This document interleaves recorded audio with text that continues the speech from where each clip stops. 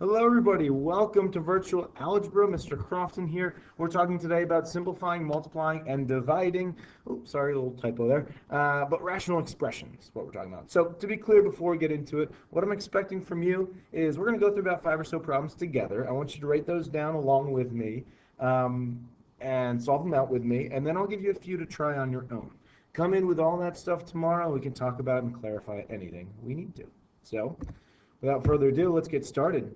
First, we're talking about simplifying rational expressions, okay? So, to be clear, rational expression, that's really just a fraction with polynomials involved in it, okay? So we're simplifying fractions, okay? I've got the key words kind of highlighted on this three-step process. First step is just factor it. So look for these tricks like a GCF, like just your standard factoring techniques, and possibly factors of -1. We'll see that coming in a little bit. It's a little trick to add in there.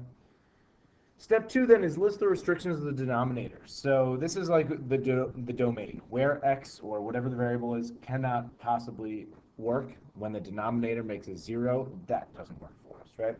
So we look for restrictions, and then also third step is just cancel. That's the fun part. You get to cancel out common factors, make your fraction nicer, simpler, and cleaner. Okay. Look at this one to get started. This is a classic case of a rational expression. You got a fraction, polynomial on top, polynomial on bottom. So our three-step process. First step says factor. All right. So factor x plus 5. Can't really do anything. So that's just going to stay as x plus 5. Right? On the bottom now, I've got x squared plus 7x plus 10. So I want to factor into two binomials. The first two terms have to multiply to get the first one, so x and x. And then the last terms need to multiply to get the last term and add to get that 7. So thinking through a little bit, thinking my factors of 10, it's going to be 5 and 2. X plus 5, x plus 2. All right, step 1 down, I factored it. Step 2 is to name the restrictions. So what x cannot be equal to. Right?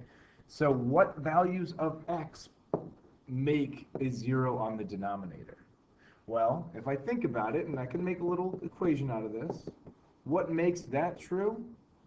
-5. What makes that true? -2. You can do that just by solving out, right? So I've got my restrictions. I've factored. My last step and my most exciting step, I love it, is canceling. Because guess what? You look at those common factors. X plus 5, x plus 5, they knock each other out.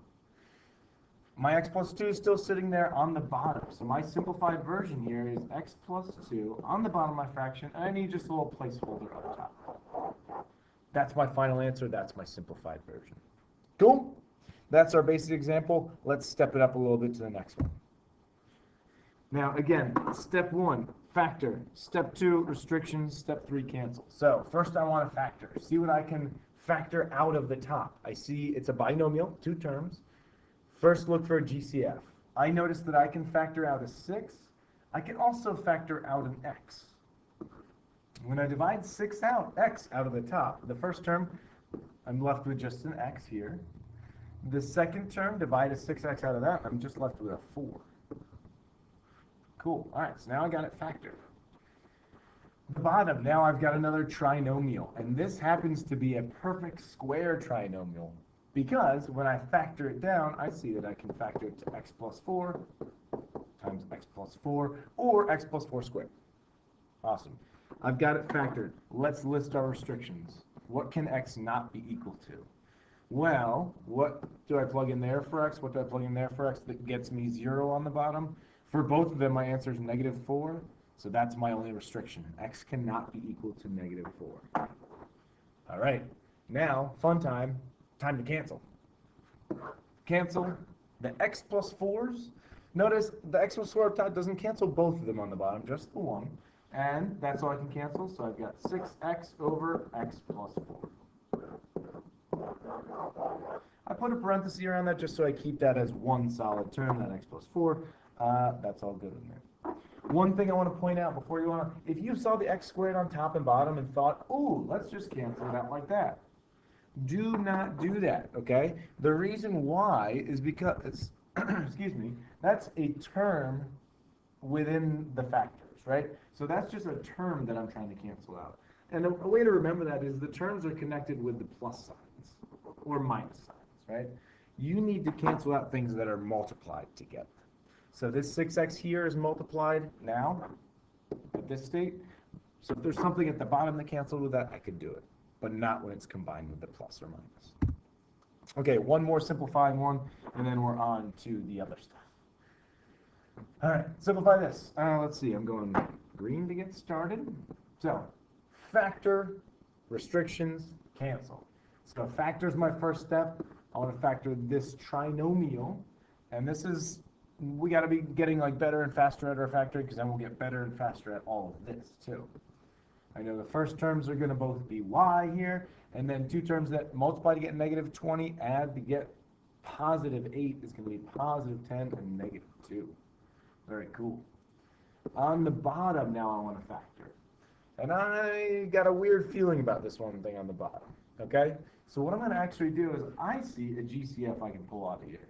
I'm going to divide a 5 out of this, okay? Factor it out.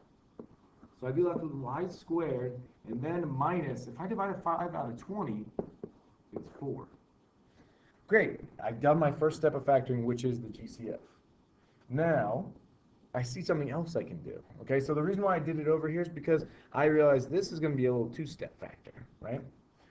The y squared minus 4 is a perfect case of a difference of two squares. It's something squared minus something else squared.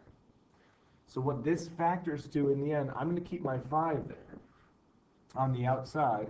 What that y squared minus 4 factors to is y plus 2, y minus 2. Okay, difference of two squares, a great trick to be very familiar with. And restrictions. What can x not be equal to? Oh, sorry, why am I changing to x all of a sudden? What can y not be equal to? So what y value here, what y value here makes the denominator 0, negative 2, or positive 2. Those are my two restrictions. Now the fun part, we cancel. Y minus 2, y minus 2, they knock each other out. What I'm left with is y plus 10 over 5y plus 2. With my restrictions, my simplified version, I am golden. Cool? All right, this wraps up simplifying. We're going to move on to multiplying and dividing and add a couple little tricks that we get here and there. But don't worry. If you're having a tough time with this, it's really going to be okay. Because 4 out of 3 people have trouble with fractions. Wait for it. You get it? That's not possible. Ah, so good. So good. All right, on to the next one, which is going to be multiplying rational expressions. So I list out these steps again to kind of help us, but really, go back to that joke, by the way, if you didn't get it. Check it out again. It'll sink in. Anyways, really, these steps are basically the same. First step, factor. Always look for a GCF first. Second step, restrictions. Name the restrictions. Third step, cancel. Those three are exactly the same. The only thing we're adding here is you got to multiply across. Basically, in the end, you're thinking of it as one big fraction, one big simplification problem. Okay? Let's see it in this first example. Let's see, can I move this over? Nope. Forgot about my trick. Okay. So, first step, let's stick with green because that's what we're doing. It's working for us. We want to factor this. Okay? So, look at it instead of one crazy big problem, look at it as 4 little problems, right? Factor each of these little parts individually. So I'm going to start up here in the top left. Y squared minus 16. Awesome. I know that's the difference of 2 squares. So it's y plus 4, y minus 4. Cool. What about on bottom of the fraction? Let's jump to down here now. Okay, I got 2 terms, and looks like I got to factor a GCF out. My common term that I can factor out is a 2. I'm left with then just y plus 3 because I divided 2 out. All right, on the top right now, let's look at this. Y plus 3, no factoring I can do there. It's going to stay like that. Now it's 4 minus y, and this one gets a little funky, right? Right away I see that and I'm marked out. I don't like it because you like the variable to be first. That's just math speak. Look through every problem we've done. You put the highest degree variable to the left.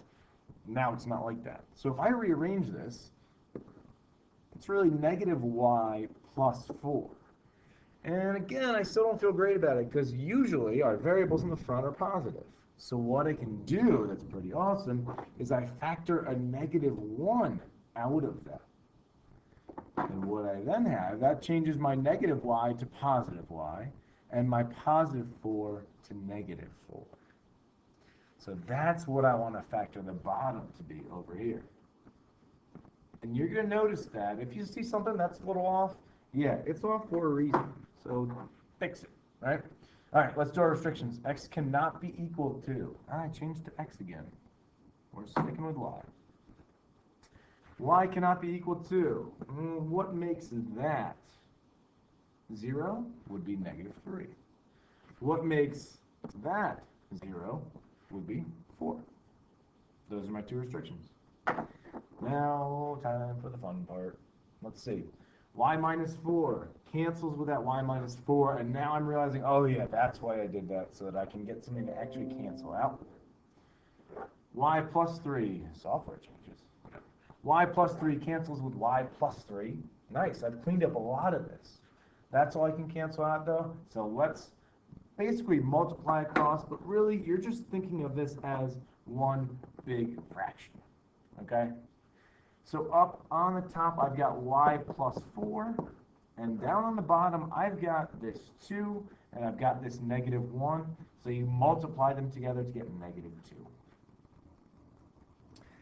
That's a perfectly acceptable version of our final answer. You could also swing the negative out in front and say, okay, it's negative y plus 4 over 2.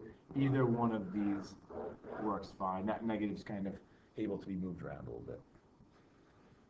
Okay, we got multiplying. It's really just a big simplification problem.